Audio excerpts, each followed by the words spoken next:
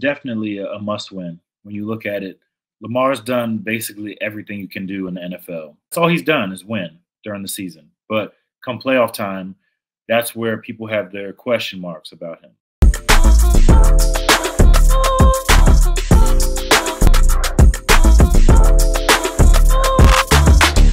Welcome back to another episode of the Bench Mob Ent podcast, the best sports podcast in New Jersey. We are back and better than ever. We got a jam-packed episode for y'all tonight. NFL playoffs, we talking NBA, bunch of different things on the docket tonight. Fellas, how y'all doing? I'm doing good, bro. Doing good. If you're watching this on YouTube, hit that subscribe button. Share this with any and everybody. If you're listening, rate us 5 stars, leave a review. Let the algorithm know. We got to educate the algorithm of this great content so it can be pushed out to the masses. And make sure that y'all share it with any and everybody. You know that saying, yo, I'm only here for a good time, not a long time. We trying to be around for a long time. So make sure that you show the support and continue showing that love. I want to start off with this, though, because in case you didn't know, the ENT on Bench Mob Ent is entertainment. So we're going to bring you topics around sports and pop culture. Is Drake a part of hip-hop? Drake is pop to me. In the sense, like, if I was in Target in Houston and I heard a Drake song, it feels like his music is compatible with shopping. What was y'all take on the Drake being more pop than hip hop? I mean, when you look at it, yeah, I think he's hip hop, but his style has kind of transcended the genre. Like he's dabbled in Afro beats or R&B, pop, even Spanish a little bit. So I think, yeah, he still makes hip hop music, and as he's shown, he can still rap with the best of them. But I understand where he's coming from, most def, because when you think about it, in his generation, hip hop was totally different. Like it was straight, like underground rap, like hard beats, bars for 4 or 5 minutes, talking about everything you've gone through and all that stuff. And some of the people coming up now don't really have the same things to relate to and can't really talk about that same stuff. So that's where you see them singing about what's going on, what's relative to like society now, or what's relative to what's going on like Twitter or stuff. So I don't think you can really judge Drake because he's doing what he's done for years to make himself this icon. So I guess it does come off as hating a little bit, and I don't think he's jealous because Mos Def is one of the illest MCs that ever lived. So I don't think he's hating on him in that perspective. I think he's honestly being genuine about, let me not say genuine, because then the Target talking about this is what moms listen to in Target when they're shopping, that felt kind of like a slight. But besides that, no, Drake is honestly his own genre, because now you see a lot of guys coming up behind him trying to emulate rapping and singing and being able to be like Drake featuring Drake. When he said that, it's basically the truth. Like he can do the hook and then rap right after it. So, I mean, he's different. Yeah, Mos Def sounds like a hater to me. You know, you're basically saying that Drake makes music for women and dudes who are soft, basically what you're trying to say.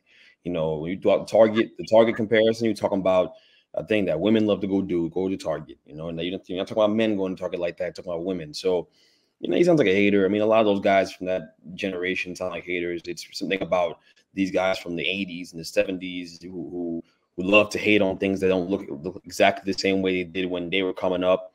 And I mean, the reality is that Drake makes music that's more palatable to everybody. You know, it's to everybody. Everybody can get involved. It's for everyone. You know, I think that's what they can't. I think there's a jealousy there. They can't reach all those audiences. They can't reach, you know, women of all races and men and of all races and just anybody. So he just comes off sounding like a hater. I think we should celebrate versatility within music, and for him to look at it like it's a slight when Drake acting as if Drake doesn't have songs where he out raps most of the people he knows. It's just funny to me. Like, you know, I saw that clip and rolled my eyes, and there was nothing, you know, to me, he just came off as like, you know, he's trying to start something with Drake because you want the attention that comes with. You hope that Drake mentions you in the next song because, you know, no one's talking about Mos Def right now. Who, you know, like, yeah, he was a great rapper during his time, and he's still an all-time great rapper, sure, but you know, no one talks about him now. He doesn't have relevance. So I don't know. Maybe you know, the lights are cutting and flickering at the crib or something. I don't know. He needed a minute he needed something to get him back on our radar. And this was his good attempt. Now, you mentioned Drake, and you mentioned how he still has the bars. He still raps one of his most famous songs. I mean, hopefully this doesn't turn into that for Yasin Bey, Mos Def, however you see him, where it turns into him putting a song about him, because we saw what happened with Back to Back. So hopefully it don't go that way. But mentioning Back to Back, is this the year? Is this the year that we see for Joel Embiid? Is he going to be back-to-back MVP? 35 points per game, 11 rebounds, 6 assists, 53% from the field, and the Sixers are a top 3 team, which most didn't expect them to be. Do y'all see this being the year back-to-back now for Joel Embiid? I mean, as long as he's able to keep playing in games, that's the main thing, you know. Because the new rule now is you got to play certain games to qualify for MVP, and he's already missed a bunch this season. So, yeah, the numbers are great. Every time he goes out, he's dropping 35, 40 points a game. So as long as Philly's up there and he's able to keep playing and stay healthy, I think he can get it. Like his next competition is probably Shea and Jokic, which I don't know if they'd even consider giving Jokic the MVP. Like he's at the LeBron stage of MVP voting where you could just give it to him every year. Like he's almost averaging a triple-double this year. And that was good enough to win when Russell Westbrook did it. Forget about that guy.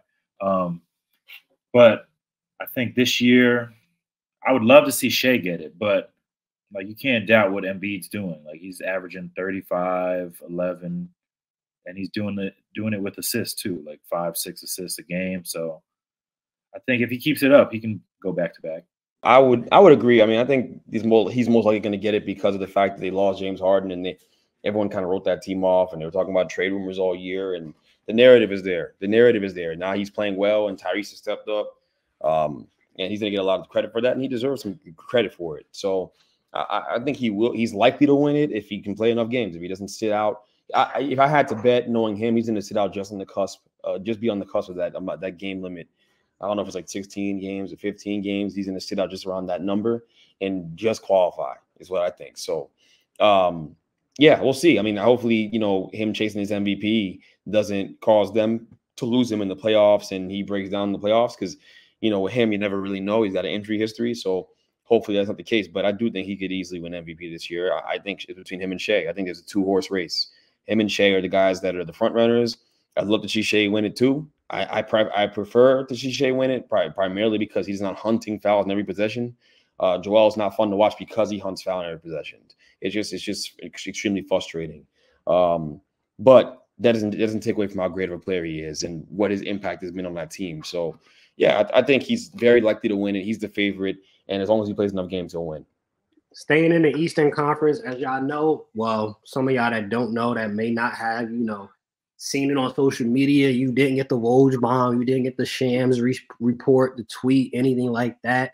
Busy day at work. We're going to update you. Pascal Siakam has been traded for Bruce Brown. Jordan Nwora was sent to the Raptors along with Kira Lewis Jr., and it was a total of 3 first-round picks for Pascal Siakam. What was y'all takeaway from this trade? I did not expect 3 first for Pascal. That seemed a little hefty to me. I mean, I think when you look at it, this is their way of trying to secure his rights for free agency and kind of build that relationship from here until the end of the season. So, like, Siakam's a good power forward in the NBA, like 23, close to 10 boards, 5 assists. Like, he's good. And this Pacers team is pretty good when Tyrese is out there and he's pushing the pace. I think he adds a different dimension, something that they don't really have on this team right now. So it should be interesting to see how things click once Tyrese comes back. But yeah, 3 first-round picks. I wasn't expecting that. But hey, Masai Ujiri's getting things done over there, and he's one of the better GMs. So he's able to work these trades. He got 3 first-rounders for Pascal, Bruce Brown, who probably is going to get flipped at some point. And then he got RJ and IQ from the Knicks. So he's starting to retool this roster and kind of – they won the chip a few years ago, and now it's sort of a one-and-done thing. So now you kind of got to move on from some of these guys, and that's what most teams don't do. They try to keep going with the older folks like the Warriors, and kind of over time you realize maybe we should have moved off some of these guys sooner. So, I mean, shout out to him for getting rid of Pascal, OG before free agency and all that stuff to get something for him. Hey, he did a good job. I think the price of the trade and the 3 first-rounders you see it's because you got to think about it. Like, they wanted Jarius Walker, and they wanted Mathurin, I think it was, or it might have been Mathurin, I think it was. And so the price of not including those guys in the trade was 3 first-rounders, I guess, and they thought that was worth it. I don't think that trade makes you a championship team. I don't know how many more tradable first-round picks they have for another swing, because they're going to need to make another swing at this thing to try to win a championship with Tyrese being there. And that's the thing that really is interesting to me, is what they do to try to vault them into a real championship conversation somewhere down the line. They're going to be fun to watch, in the interim, but how long before a guy like Tyrese Halliburton wants more? And he strikes me as the kind of guy who's going to be happy living in Indiana. He just looks like an Indiana kind of guy, but you never really know, that place can get pretty dreary, and living out in Indiana is not very appealing for most. So we'll see what happens there. But Pascal, in terms of, where I thought he'd go that would make him a championship contender the entire time, I thought it was Dallas was probably the most interesting fit, was going to be Dallas, because they'd have Kyrie and Luka there, but with him, and it'd be interesting. I'm not saying they'd win it, but it does make them a team that could be a dark horse out there. That being said, I don't think that the same is the case for the Pacers. I think the Pacers are still behind Boston. Boston has a comfortable lead on them because they play defense and the Pacers don't. And I don't think Siakam's going to bring an all-world defensive mentality to your team. I just don't see it. But I think he'll help a bit, but not too much. So, yeah, I mean, the outlook of the team is what it is. They'll be fun. They can win a round in a series and maybe even win 2. Like, they remind me of the Hawks Hawks a few years ago. They kind of look like that team with Trae Young and those guys that got to the Eastern Conference Finals. So we'll see. But yeah, I thought it was a bit of overpay, but they're going to pay him, so I guess that'll make it worth it to them. When you're Indiana, you can't, beggars can't be choosers. Guys don't go there very often, with reason. Nah, that makes sense. Just didn't expect it to happen. Bruce Brown, he gets moved. He's in Toronto, like Miles said. He's probably getting flipped, but I mean, for him, hey, at least you got that contract. Not been playing. He ain't been playing that same type of ball since leaving Denver. But when you're a role player, sometimes you gotta, if you got the money on the table, sometimes I take that money on the table and just you deal with results. Hopefully he flipped out of that. But that's enough basketball talk, because we got the divisional round, NFL, a lot of big games. Before we even get into the games for this weekend, it just came out. It is 8:01 p.m. Eastern Standard Time for those that end up watching this later, listening to it later. Nick Sirianni and Mike McCarthy, both jobs are set to be safe going into next season. I don't see how that makes sense for either team, but in what world does that make sense to y'all that they both of them, their jobs are safe? I mean, the one that makes the most sense, if you're looking at it, is Sirianni. I mean, led the team to the Super Bowl last year, and they were very close to winning. And then they had a little collapse here this year, but they also lost a couple of their key coordinators to head coaching jobs this past offseason. So I think if they're able to bring in some veteran coordinators that kind of know what they're doing, sure, they can turn this around a little faster. I think the Cowboys, I was kind of shocked about them keeping McCarthy just because of how trigger happy Jerry Jones is with different moves and all that stuff. I thought, all right, with all these head coaches moving around, maybe this is the time you shake it up. But if you think about it, McCarthy's been pretty consistent, 12 wins every year. I get it. Everybody views the Cowboys like they view the Yankees, where the wins in the regular season don't really matter if you're not winning chips. So from that standpoint, he's failed. But, I mean, he's created a sense of consistency that most teams would really like. If I was able to get 12 wins a year out of the Jets, I'd be a lot happier. But that's here nor there. So McCarthy, this is his last shot, honestly. I think there's definitely going to be a deep playoff run mandate on this team next year, and as they should. I mean, if they're bringing him back, that most likely means Dak is coming back. So there's going to be no excuses. And this could be one of those things where if they're not where Jerry thinks they should be mid-season, you see him getting fired. So I could see, Dan Quinn stay on, and then if he does get fired, you bump him up to interim head coach. And he's been a coach. He's led a team to the Super Bowl before. So that's kind of how I see the Cowboys viewing this. Yeah. There was no move for the Cowboys to make besides bringing Dak back. That wasn't even a conversation. He was going to be the quarterback of that team for the next 5-6 years. There's just, you're not going to be able to find the guy in the 4th, 5th round, like you did when you found him. It's just a streak of luck to find a guy like that who's good enough to be a starter and be an all-pro kind of quarterback. And they don't fall off trees. So Dak has him. Like, he's gonna get whatever he wants. He can, open the checkbook there and point to his regular season stats, and they're gonna pay him because there's no other option out there. There isn't. And for all the Justin Field hype that's going on right now out there, and maybe look, I think he can be a great quarterback in the NFL. I do. I think he has all the tools and ability. And when players talk about you the way they talk about him, there might be something to it. But you're not trading for him. You're just not. You're not. You're not using up draft capital when you have to try to pay CD, pay Michael Parsons, pay all these guys. And it's in a really restrict the way you can go about building out your team and keeping that team competitive for a long time. So I think that is the big takeaway from that.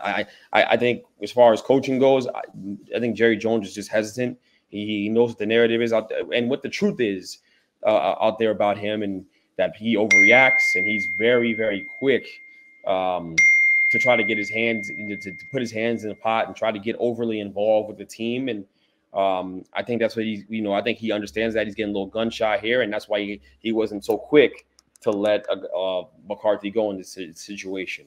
He's just hearing the noise and he's reacting to the noise that he hears out there. They'll be the same team next year. And I think every team in the NFC East should be very excited about the fact that they're bringing McCarthy back, because, again, they're going to fall on their face when it matters. And I think other teams in the NFC East will get better while they kind of plateau, because they just are who they are, right? So we'll see what they do. But I think it's going to get a lot harder for them to make moves when they have to pay all those guys. Lamb, Parsons. Parsons is going to be the highest paid defensive player ever when he gets his contract. So good luck. Good luck to them. They're in a bad situation. And Philly, it would have been overreaction to fire that guy. I don't like him. I'm glad they're keeping him. I think he'll struggle again in the coming years. I expect more struggles for him, but it's easy to blame the coordinators, right?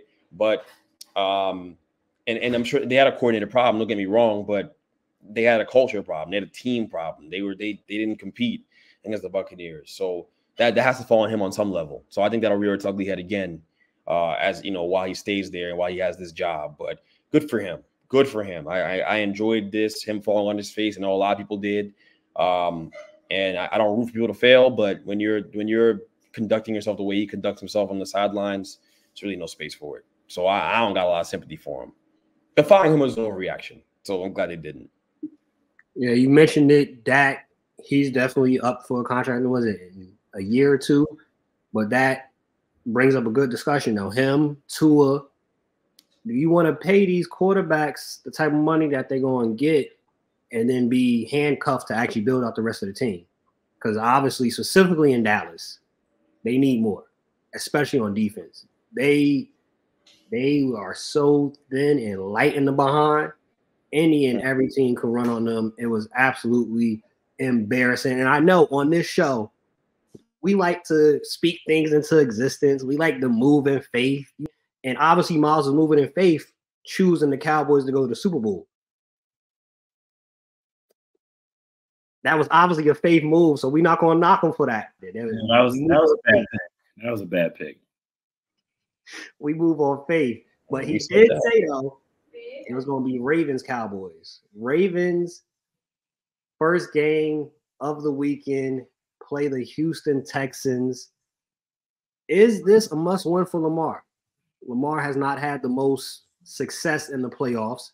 Is this a must-win game for Lamar, especially going against C.J. Stroud? Because if C.J. Stroud wins this game, I know a lot of people are going to have more confidence and faith in C.J. because C.J. was able to put two games together and win, unlike Lamar has not been able to do thus far. No, this is definitely a must-win. When you look at it, Lamar's done basically everything you can do in the NFL at this point. He was one of the youngest MVPs in the NFL history. He's led this team to the division win most of his time in Baltimore. Like, if you think about it, that's all he's done is win during the season. But come playoff time, that's where people have their question marks about him. Like, can he finish? Can he win the big game? Like, you have Joe Burrow, who's already passed him in making a Super Bowl, and he's drafted a year or two after him. So I think, yeah, this is a must-win. They secured the number 1 seed. They've got home field throughout the playoffs. So this defense is really good. The offense, they started to come on later in the season. They had big wins against the 49ers, who most people think that's a preview of the Super Bowl. So I think they should be confident going into this game. But I will say this, nothing ever ends well with this bye week. Like, most teams come out rusty. Like, you're not playing football for 2 weeks while the other team basically gets a warm-up, a week 1 as is. So Houston could come out and blitz them. Maybe not like a blowout, but I could see them scoring first, and then all of a sudden it's like, all right, we've got to, wake up. The playoffs started. Like, we didn't play last week, so we're kind of still getting our sea legs under us. But I think for Lamar, this is one of the biggest games of his career. Like, I think every game in the playoffs this year is the biggest game of his career. Because what can you really say about this kid besides not winning in the playoffs? Like, you can't. He's probably going to win the MVP again this year. So I would love for him to add a Super Bowl ring on top of that. Because at this point, like, him having 2, I guarantee you he'd trade those MVPs for a ring right now. Because people remember you more for that than they do the MVPs. Like, sure, like, let me look at the MVPs. If Jalen Hurts would have won the MVP last year, would it have been bigger than him winning the Super Bowl? No. So I think fan bases remember you for how great you are, but also for how much you've won for them. And, I mean, his predecessor, Joe Flacco, has one. So I don't think, Joe Flacco's a better quarterback than him, but sometimes you don't have to be. Look at Eli. Throw that little, yeah, he threw that little shot. This is exactly what Chris be talking about. This is exactly what Chris be talking about. Hey, now, Greg, what's your take from C.J. Stroud, man? C.J. Stroud is going against Lamar Jackson. He has that huge game, first playoff game, again, breaking records, blowout game. The Ravens have a top-tier defense. They allow the fewest amount of points in the NFL. At the same time, the Texans lead the NFL in not turning the ball over. CJ Stroud protects that rock. They don't really turn the ball over as an offense. There's not many times where they fumble. What are you seeing from CJ Stroud, and what's your expectations going on in this game? CJ, Lamar. Yeah, I mean, I think the Texans have a chance. I think when you have a quarterback as good as CJ Stroud is, you have a chance. It's an uphill battle playing against a defense that good. The Ravens have no excuse to not win a Super Bowl this year. They're loaded. They're loaded defensively. They're loaded offensively. They've got everything they need. There's really no excuse here. Lamar has to go win one. That's the reality of it. I mean, really. So, and I think about it like, I mean, I don't know how many times in my life I've seen a quarterback this good have a situation this good that they're playing in, you know? So I there's really no excuse for them. There's all the pressures on the Ravens to win this football game. And I think that's where a guy like CJ Stroud and the Texans have an advantage. Same thing as the Cowboys. You know, obviously they don't have an idiot owner who's going to go put pressure on them publicly. So the Ravens won't be as tight. But there still is that factor there where they know they have to win a Super Bowl now. It's their time. So the team like the Texans come in there, they're loose, you know, and CJ's been amazing all year long. And, you know, in that first playoff game to have that performance, it wasn't surprising at all to me. He does so many things at a high level. He plays like he's been in the NFL for 10 years. He already looks like a superstar quarterback, could have been in the MVP conversation if he hadn't gotten hurt. So I expect him to have a great game one way or another. I think he may hit some struggles there against that defense, but I think he'll play a very good game. Like it won't be ugly. I think they'll keep it tight. I think they'll be able to score with them a bit as well. But ultimately, I think the Ravens will pull out a win because that's just the nature of their roster. They had a good team from top to bottom. But CJ is solidified himself in year one as a guy who's a franchise quarterback and already a top 7 quarterback. I'd take him over Dak Prescott right now. I'd take him over a lot of guys. So if Dak Prescott was a top 7 guy, yeah, then he's within top 7 range, top 6. Like he is really, really good. And it's remarkable the season he's had. And I just think the arrow's going to keep pointing up for that guy, especially when they can surround him with so much because of the Deshaun trade. So whether or not the Texans win or lose this game, they're winners. And that organization is going to be a championship organization for the next 10 years, 10 to 12 years. They found the guy. And they've got all this capital to go out there and get better and money. So just an exciting time for Texans fans. Now, on the flip side, another young quarterback came and balled out in his first game, Jordan Love. Next game that we have on that Saturday slate of games is Green Bay, San Fran. San Fran are 10-point favorites. Is there any chance that the Packers have of beating the 49ers, making the 49ers sweat? Or is this really just like, it's a nice story? It's hit midnight, Cinderella, your story's over, it's curtains. Is this more just a nice story for the Packers? It's time to go home. There's a chance that the Packers can pull off an upset. I mean, a 10-point favorite sounds, fair. The 49ers are dominant, but if they can't stop the run, and that Jordan Love gets cooking again, because Jordan Love is a better quarterback than Brock Purdy straight up. I mean, it's not even a conversation. So, if he cannot play Brock Purdy under the right circumstances, if they can keep those rushers at bay. But I just think the 49ers are going to be too much for them to handle. And I think, unless you're getting that running game going and dominant in the run game, getting downhill, and they can't stop you the way they established it against the Cowboys, because then it allows them to play action off of it, and that's when it gets really dangerous with that Packers offense, is when they can play action off of it. They may not have Jair Alexander, that's tough for Ayuk. You're gonna have Ayuk out there, who's guarding them. So there's questions. I think the 49ers are rightfully so the favorite. But again, if the Packers can run the ball with success, that game will be close. If they can't, it'll be a blowout. That's the way I look at it. But either way, the 49ers should win the game. That's the way I look at it. There. Yeah, I mean, I think Jordan Love is on a heater right now. Like halfway through the year, I think I said this last week.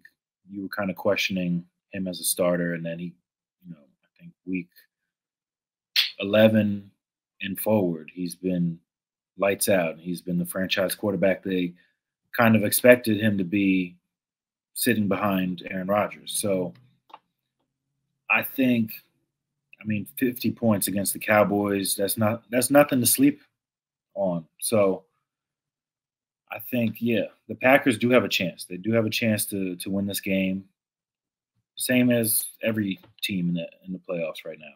But 49ers, hopefully that defense is still humming, because that defense is really good, led by Fred Warner and Nick Bosa and all those guys. So, and hopefully McCaffrey's healthy enough to make plays, because I think this team is a totally different team with him out there.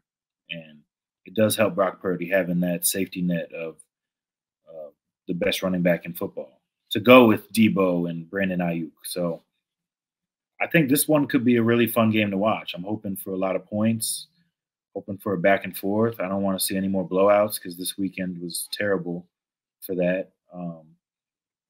But I think, Packers do have a chance. They're coached by a really good coach, and I know those two guys don't really like each other, so we'll see who gets the best of either this weekend. Now, on the Sunday slate of games, we have none other than Baker Mayfield and the Tampa Bay Buccaneers. As we already touched on, they beat the Eagles, and the Eagles, that's a whole nother discussion that we'll talk about in the offseason. But they advance, and the Detroit Lions have a huge game. Their first home game in 30 years, their first win in the playoffs in 32 years. They advance, and it's going to be bananas in that arena. I don't know if we want to go as far to say that they might make the Super Bowl, but what are y'all seeing from the Detroit Lions in this Tampa Buccaneers game right here? Yeah, I think with the Bucs and their situation and what they're headed, they have a good team defensively. It's just a matter of Baker performing at that level, right? You can't take what he did against the Eagles and think it's going to be transferable against Detroit. I do think Detroit has weaknesses, but their pass rush is really, really good, and they're going to be motivated to play good football. And they're going to be flying around. I think it's another home game for them, so you're going to get just a more inspired effort defensively, which can lead to mistakes from Baker, but it's not like it's an invincible defense that he can't play well against.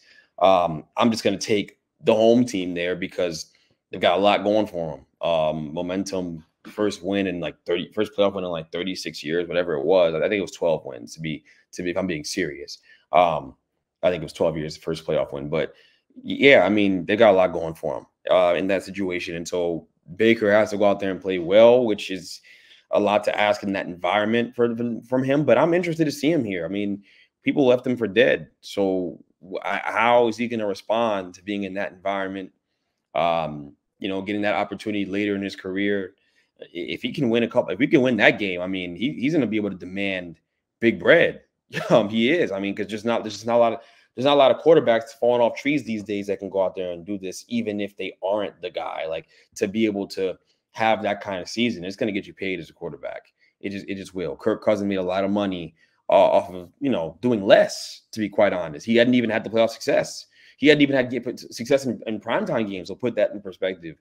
So Baker has a chance to do something pretty cool. I think he signed a 1-year deal there. I think he did. So it's going to be interesting. I think the defense can make the game ugly. I think they can force turnovers on Goff. Goff is liable to turn the ball over. We all know it. So it'll be interesting to see how the defense chess match versus the offense there. But Detroit's the better team top to bottom. They should win. But that Tampa Bay defense, and in combination with those wide receivers that he has, and Mike Evans and Godwin and those guys, and the other fast dude he threw the ball to, I can't remember his name. He had another guy who had like 4.2 speed or whatever it was. When you have those kind of weapons and a good O-line, we know Tampa has a good O-line. And Tristan Wirfs is all world. You have a chance. So I think that game's going to be close. I don't think it's going to be a blowout. I don't. You may have mentioned the line already. I don't think it's going to be a shoo-in for Detroit at all. And also, they're Detroit. They will find a way to fall on their face because they're Detroit. So we'll see how it goes. But this one's a coin flip. I wouldn't want to bet this one at all. I mean, I think Detroit should win this game if we're looking at it. I think there's a lot more creativity with this offense than what we saw from Philly last week. So going into this game already, they have to really be on their P's and Q's, Tampa Bay. And Ben Johnson's coaching for a new job next year. So I think he's going to try to show out with playmaking and getting his guys to make the right plays. So I think, it's tough to bet on Jared Goff. I don't really like betting on Jared Goff in these moments because he could either throw 5 touchdowns or he could throw 2 or 3 picks. So there's kind of no in between. And sometimes these teams have these moments where they just ride the hot hand. Like Baker's playing really well. He had a great season this year, and it would be in their best interest to give him not whatever he wants, but give him a nice contract for coming in and kind of bridging the gap between Tom Brady and anything after that. Because I thought they were about to be in hell. So I'm hoping for a good game. Tampa Bay looked really good against Philly last week. They still got Mike Evans. They've got Godwin. They had a few other guys step up. Rashad White looks really good. So I don't know how high scoring it's going to be just because I think the Tampa Bay defense has kind of started to step up a little bit. But we'll see. I think the game plan should be trying to get to Jared Goff and trying to make him look elsewhere besides St. Brown because he's one of the top 5 receivers in the NFL right now.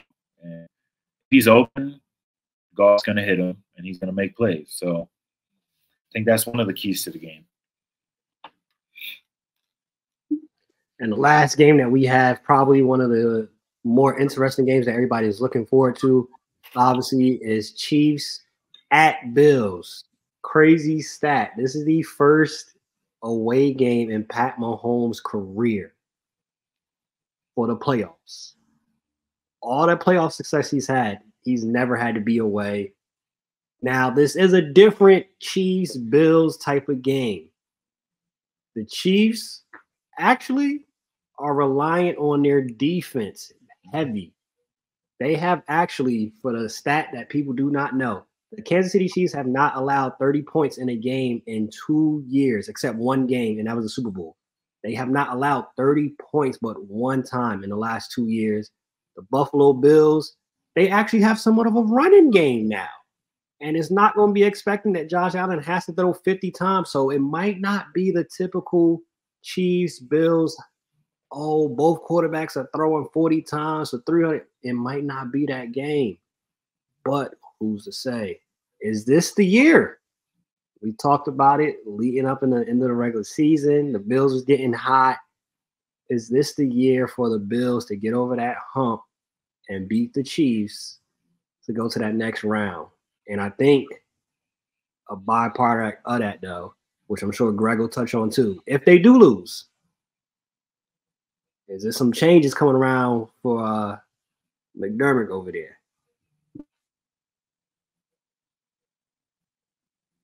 I mean, I think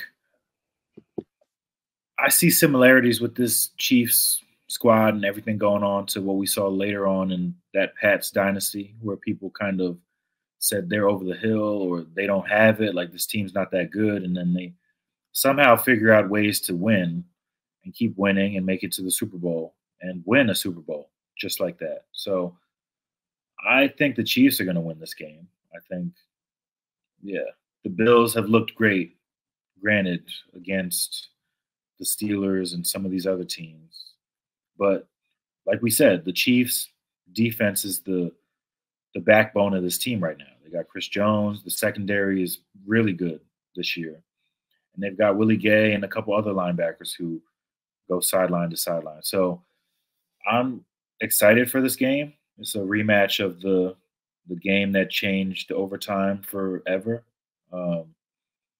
But this is a big game for Josh Allen and McDermott and guys like that, because I think they've reached the point where, yeah, the expectation is bigger than just making it to the second round of the playoffs. Like, they're expecting Super Bowl at this point, and they haven't come close to it yet. So we'll see. Like, Josh Allen's playing really great this season. I think he might be the second favorite for MVP, if we're being honest. But the thing is, can he ever get over that hump? Like, the AFC is stacked with QBs. And, I mean, if he's one of the elite ones, he's got to get over the hump at some point. He can't be one of those guys who just puts up great video game numbers and then I get it. It's a team-driven sport. But, like, everything goes as far as the quarterback. So we'll see. I still think Mahomes is the better quarterback, so I'm leaning towards him getting it done. And I think his creativity is able to kind of X out any of the issues that they've had going on. Like, last week was a good start for them. And we'll see. Hopefully they keep it up this week.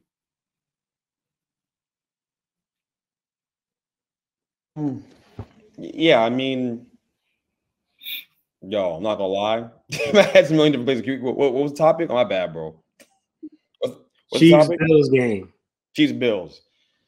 You know, with that game, that game isn't going to be the fun we've gotten used to in those matchups in the past, because the Chiefs are just a shell of themselves offensively. I mean, watching Mecole Hardman take bad angles on Mahomes' deep balls, and they're just falling in front of him. That's tough to watch. So their wide receiver play is a real problem. It's not one of those narratives that's fake and people are just talking just to talk, and we're overblowing a thing that's not that big of a deal. It is a big deal. It affects their team. It affects their offense. Defensively, they have a championship defense. They do, and they'll keep it close. But if it's a tight game, can you win the close game and trust those receivers to make plays when you really need it? And it's going to be a close game.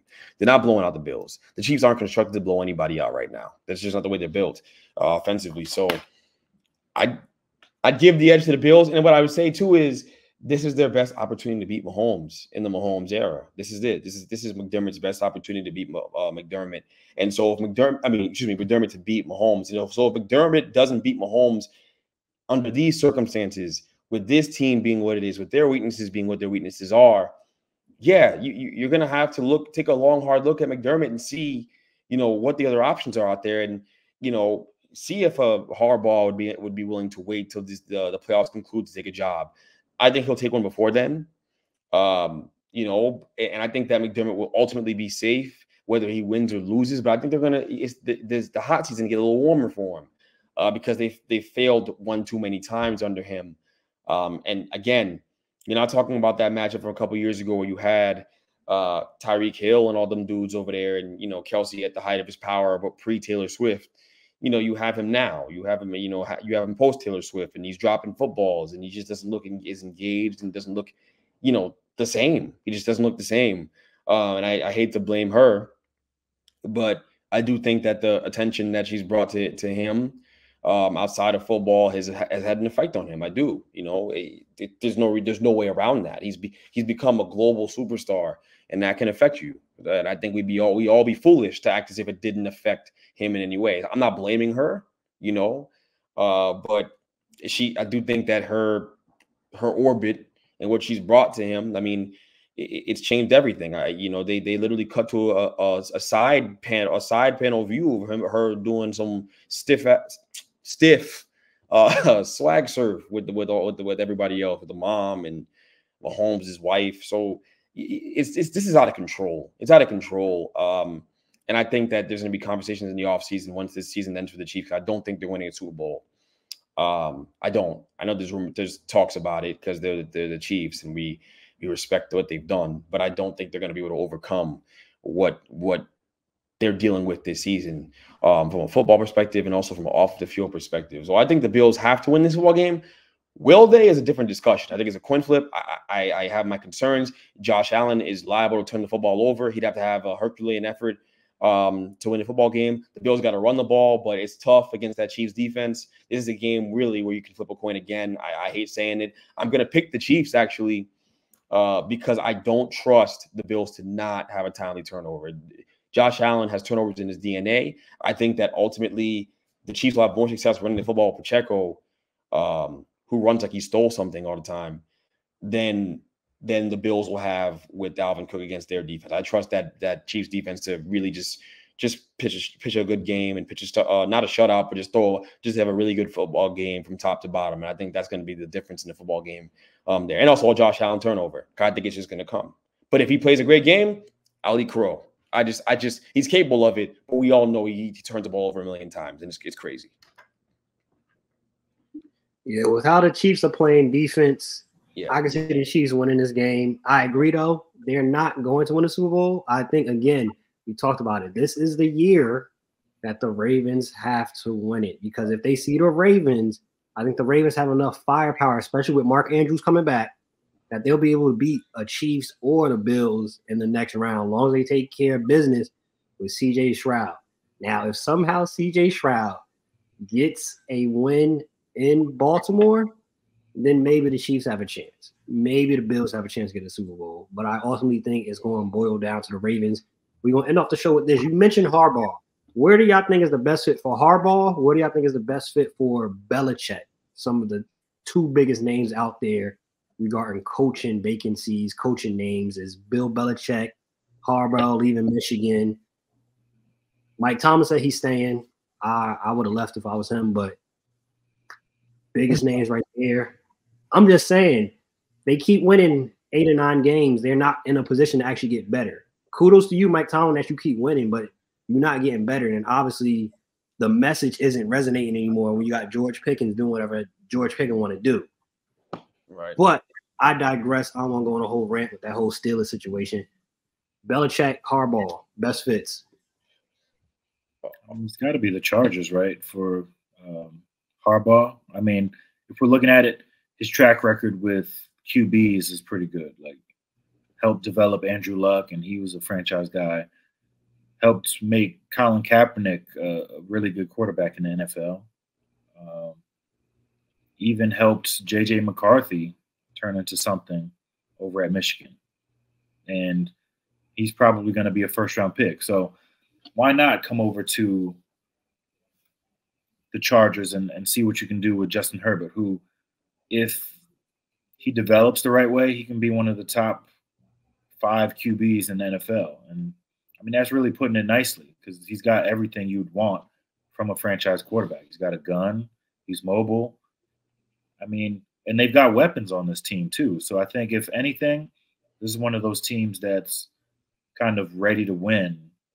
They just don't have that leader to help them win. Like, I think they had that same issue with Anthony Lynn, and then now this issue with the past coach that they just let go. So I think, yeah, Harbaugh, all he does is win wherever he goes. So I think he'd be able to turn this franchise around immediately.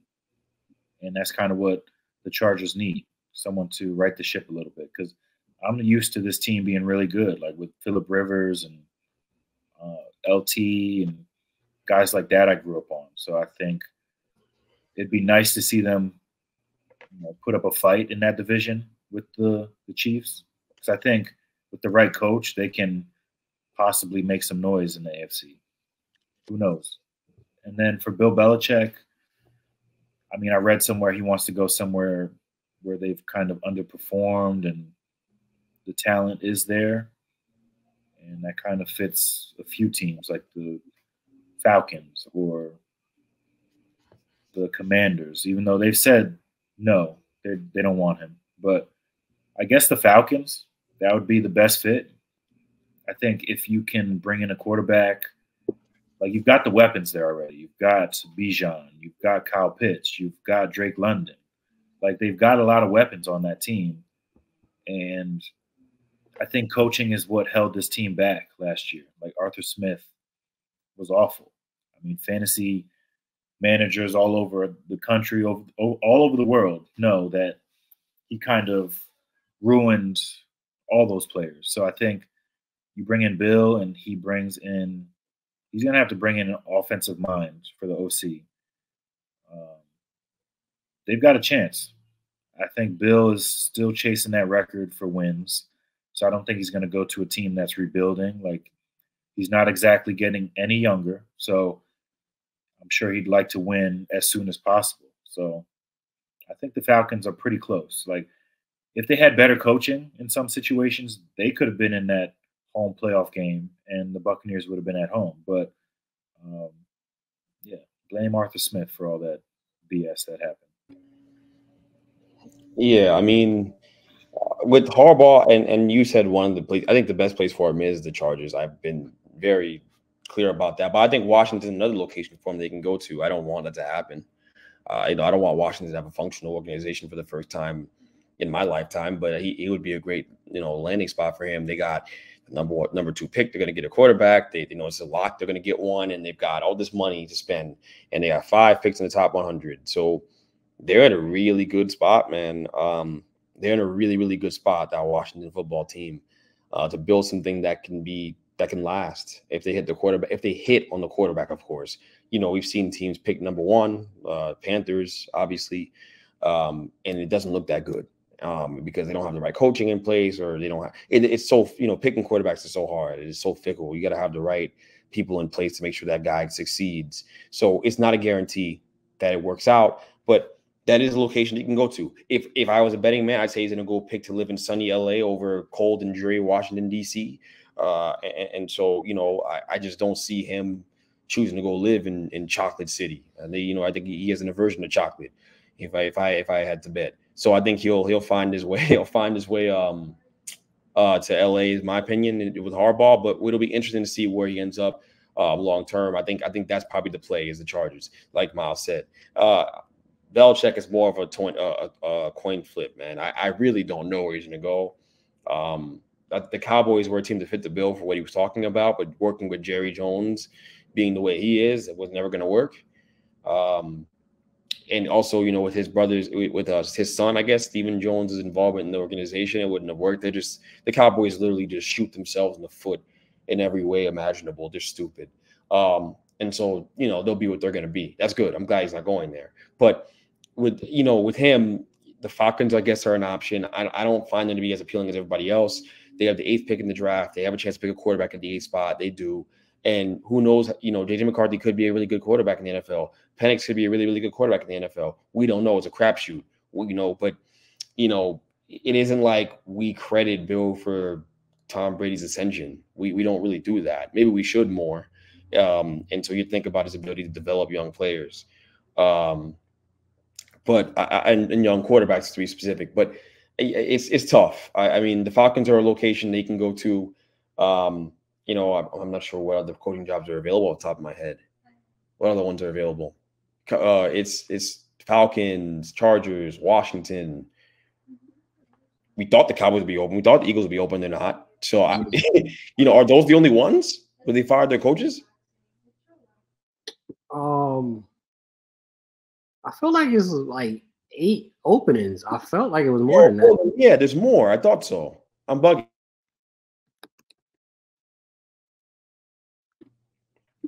But I'm not sure. I mean, with him, it's hard to find, a place that makes a ton of sense for him and at his age and him trying to continue.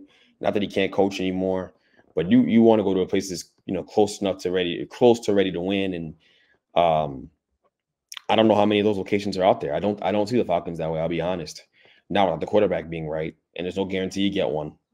You also got Seattle, Tennessee, and Seattle, Carolina. Okay. Yeah. It's like 8. It's like 8, I think. Yeah. Seattle, and of course Carolina. Of course, Carolina's interesting, but good luck working for Tepper. It's not interesting. That team is going to suck for a long time. And they have a quarterback in place that people seem to think is still good in spite of his play this year because they made a mistake, and they have to live with that mistake for the next 3 years. So you think he's not the guy? Okay. I don't think he's the guy. I mean, he's too small. Like, when has a quarterback that's been 5'9", 180 ever been successful? Like, you could say Doug Flutie, but that was, there's too far in between. Like, I don't understand why I don't know. Maybe there was a lot of confusion. Maybe he was overlooked. C.J. Stroud was by Carolina, and the owner really stepped in and made that pick. But I don't see things going well with Carolina anytime soon. Like, ever since Cam left, things have been kind of like a crapshoot. And even when he was there towards the end, it was pretty bad. So, where were we? I think you just said that Bryce Young it's not happening for him. He's never going to be that guy. And I don't know. I think if we're going to give Justin Fields the benefit of the doubt, then why not Bryce Young? I just don't get that part. I know that Justin Fields is more physically talented and all that, but I know what I saw. All right, they didn't call pass plays. They didn't call pass plays over there. And that's an indictment on your quarterback. They were scared to throw the ball. I think he's going to be pretty good wherever he goes, wherever he ends up. I think he goes to a solid team. Like, it's about coaching, though. It is about coaching. But that's why the OC got fired. They fired the OC because he doesn't know what he's doing. And who they interview, by the way? Greg Roman. Another guy who doesn't know what he's doing. So, no. Greg Roman is the guy they bring in to coach and rehabilitate black quarterbacks. He's the black quarterback specialist. That's what he does. He comes in and brings and fixes the Lamars and the Jameses. Not even James. He don't fit his mold. But you know what I'm talking. Colin Kaepernick, the guys who run first. That's his thing. So when I saw that, you know what my mind went to? Yo, Poles is really either he's pulling the greatest pump fake of all time. And he's going to take Caleb Williams and drive up Justin Fields' price, and he's just playing 3D chess. Or he's really about to keep Justin Fields and trade the first overall pick. That's what he's about to do. It was just an interview. Oh no, that's plenty of interviews that happen where they don't get the job. Yo, you don't even look to hire. You don't even interview Greg Roman if you're taking Caleb Williams. Come on, bro. And let's be real. Like, you don't even do that. You're acting like there's so many guys out there for that position. What do you mean? OCs. Like, there's how many OCs that are really good? There are qualified OCs you could bring in. Okay, Ben Slovic was the OC of the Texans. We didn't know who the hell he was until this year. He all of a sudden he's one of the best OCs in the world because he worked with C.J. Stroud. There are guys, so you didn't have to interview Greg Roman. Greg Roman was either a smoke signal or just a direct like warning shot that you're really thinking about keeping Justin Fields there. You really think he has a chance to be a good quarterback. And you're really you think he's better than Caleb Williams. You think he's going to be better than Caleb Williams will be.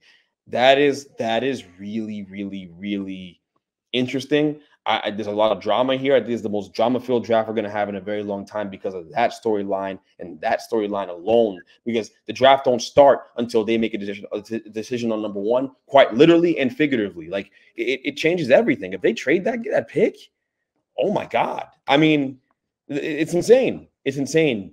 It's a bigger risk, though. I don't think they might do it. And also I think that the Bears are a functional franchise that makes good decisions in their history. Yeah, but they've got a GM that's been making some solid moves. He signed Claypool. He doesn't Claypool. Going to get Claypool for I believe it was a first rounder, early second. So basically a first rounder was insane just to cut him. With all the red flags out there about him, the guys in the NFL talk about him all the time. No, he made a mistake there. He made a gamble. I mean, you traded for traits. Like, what about Claypool has all the traits you would want from a deep threat. What about Sweat?